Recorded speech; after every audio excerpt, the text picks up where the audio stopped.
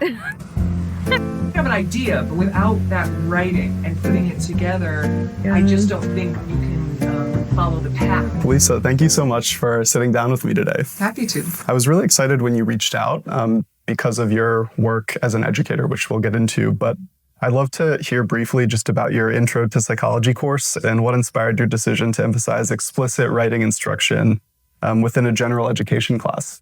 I teach Introduction to Psychology, and it's a really interesting platform because it's the most popular general education course in the country. The only thing that is taught more is freshman composition, which many students in college have to take as a requirement. So as an elective, students are electing to take an Introduction to Psychology course, which creates a lot of opportunities because we're getting such a wide variety of students in our classroom. And it's a great platform for thinking about what the future of education could be in these kind of large enrollment courses. And so as I was developing the curriculum, I realized obviously, we're going to give them writing opportunities, but giving students opportunities is not always the thing that helps empower them in those areas. So writing has always been interesting to me. I was an English major as an undergraduate, but I think what I took away from it that helped me most on my career trajectory was that I learned to be a better writer.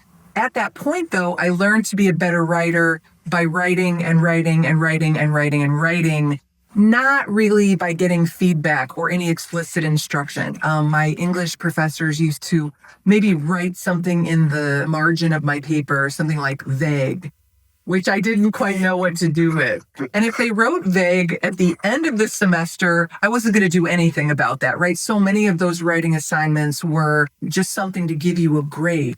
Fast forward, 5 or 10 years when I started to write professionally, I finally got some help from collaborators. If we were working on a manuscript, I would do my best. They would help and do their best and do the editing.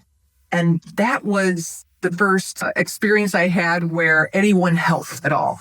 So now how do you get that experience of all of these years into 2 hours in a general education course was sort of my problem. And again, I know we can't do that. We can't in a very short amount of time make people great writers, but we can get them on a track, I think, that helps them reflect on what's helpful.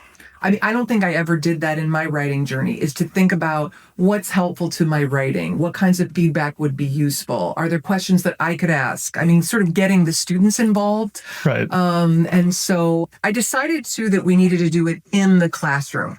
Many schools have writing centers. Some faculty, and actually a very small number of faculty, may send their students to the writing center.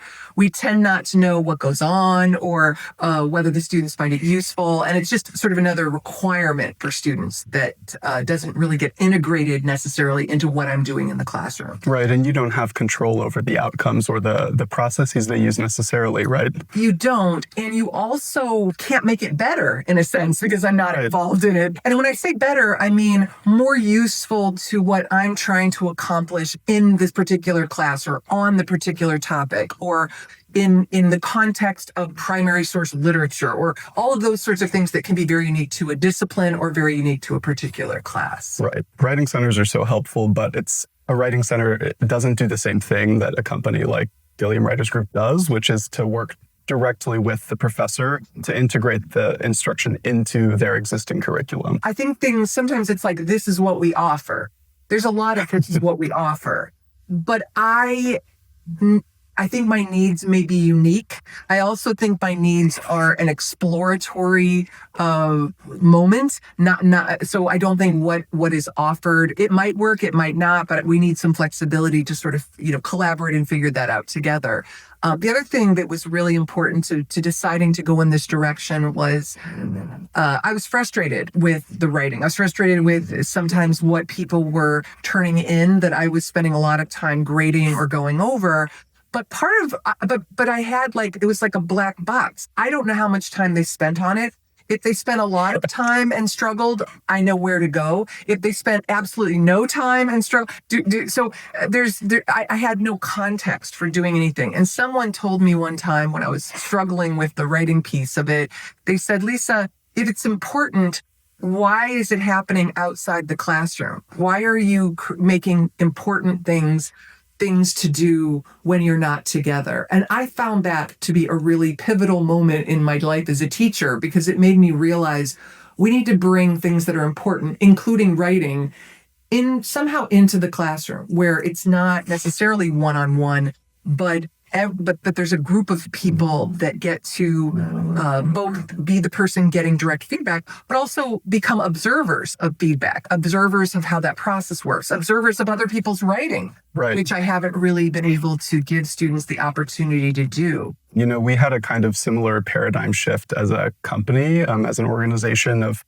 writers and teachers. We've always collaborated with the teachers of our students and the professors of our students. That's something that we do differently from a lot of tutoring companies, you know, in the industry. But at some point, after COVID had cleared up and we were able to go back to school, one of our clients, the parent of a student who was really struggling, asked, well, why can't you just go to the school? You know, why can't you do something with the entire class and kind of make the two worlds meet, if you will? Yes. And since we've started doing that, we've seen that the results are, you know, even better and further reaching than they are with our individual instruction. It's a sensitive thing to just bring an outside institution or group into your classroom. So when you decided to look for outside help, why did the Gilliam Writers Group stand out to you as the right choice? Like, what caught your attention about our approach or our faculty? Yeah.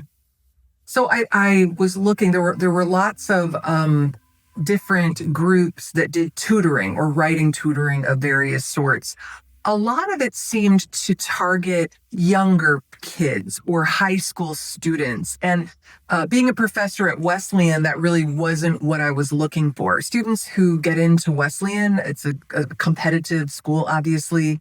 They don't come in the position where they can't write a coherent sentence, or they're further along, I think, in their developmental trajectory, but they still don't necessarily have a lot of confidence in writing.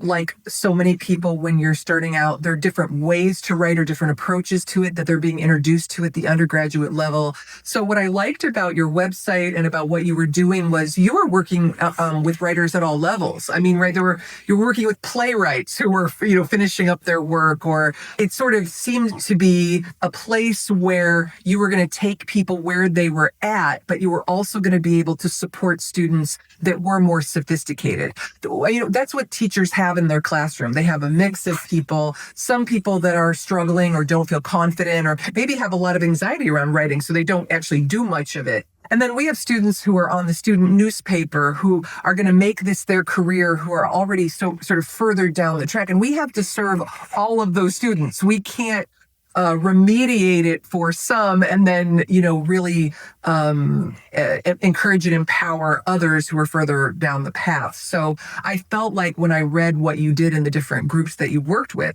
it seemed like you were going to be able to take the students where they were at and move them forward. I'd love if you could just walk us through the workshop that we conducted with your class, you know, specifically those small breakout groups.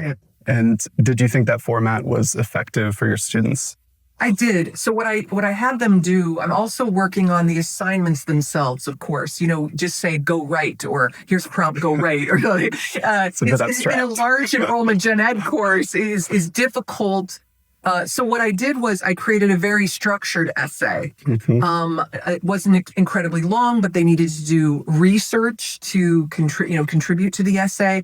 And then they brought that in to get the feedback from your tutors. And I thought it worked really well. I liked that students came in with something. They knew they were going to get feedback. I really think that probably elevated their work. When students don't think I'm going to read it, or I'm not going to read it in 2 weeks, that, of course, we're human. That influences the level that we're going to give our energy and time to. And so I thought that helped, knowing, hey, people are going to come in. You're going to get help. You can get ready to get help. And you can take advantage of this opportunity. I thought was really useful. I also like that they were small groups of students. The one-on-one, I mean, we have wonderful students here, but they're also very young in ways that it's really good that they model for each other, that they can see how other people are writing, how other people are behaving, how other people are interacting with peer tutors or expert tutors in this case. it helps them. It creates some soft skills and gives them, I think, some good support. So I liked that they got to see not just the feedback on their own work, not just interact themselves, but also see what other people were doing, how other people were interacting. I think a lot of what we need to do in our professional lives and our student lives is to find patterns and to capitalize on those patterns. But you need to be given an opportunity to put those patterns together. And I thought this was a particularly good model of this. It was only a 45-minute session. I think that's also really critical in modern education. This is not, we're going to spend 8 hours together on Zoom or off Zoom or whatever. 8 hours. Lunch halfway through. I think we need quick victories. With my reduced attention span, with my students' unique attention spans, I think these need to be very quick victories. And I thought the 45-minute session in small groups was exactly that. People could take something away from it. And I think they could decide how they want to build on it. I don't think we all need this exact same writing support or the exact same intervention at the exact same time in our writing process.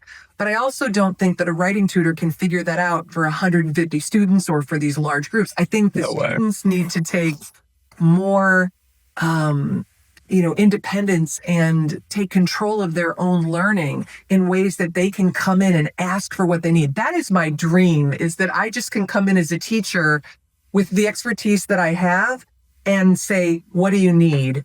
And they tell me, and I give it to them. That's my dream. I don't know.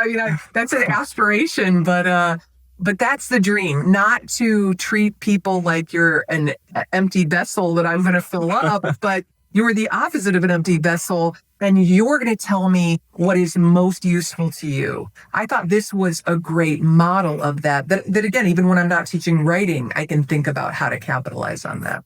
It's a lot of work to try to take it upon oneself as an educator to fill up an empty vessel. We have professors and teachers ask us all the time, like, but tutoring, is private tutoring, is it going to be scalable? And our point is, something is better than nothing. And often with this kind of instruction, less is actually more. We work with professors and teachers and instructors all the time to even just do curriculum design projects with them that are then carried out by students or by graduate students or by the instructors themselves. So, and did it work? Like, did you see differences in the quality of the writing in their assignments or confidence in your students' work after the workshop that they did with us? Could you share any, examples of feedback you heard afterward that you found exciting? Sure. What I wanted to do when I invited you in was I wanted them to evaluate what writing tutoring could do for them. Because you don't know until you've had the experience. So I wanted them to sort of take I'm the expert of myself sort of perspective. I didn't want to bore them. I didn't want them to feel like it was a waste of time. This is the pressure that I feel as an educator, that I would say to the students, I want this to get you out of bed in the morning. But I don't know what gets 100 people out of bed in the morning, so you need to help me. So I treated them like collaborators because I didn't know if this was going to bomb, to be quite honest with you. Yeah. So I said that to you. We're just trying this. I need to know how this is helpful. You need to know how this is helpful so that you know how to use maybe resources that we have at Wesleyan in the writing room, or how you want to utilize me as your instructor or other instructors. And so we did a reflection with them afterward, and the kind of reflection that lets them say, this is terrible, if it's terrible. And I was actually very surprised and impressed with how much, it was pretty much unanimous that it was valuable. That people saw, oh yeah, wow, I don't think about my writing. I see how they help me with this transition. I watched how they did that with some of my peers. The fact that it was really unanimously useful, not a waste of time, I was thrilled with. I'll be honest with you, I don't like to waste my time.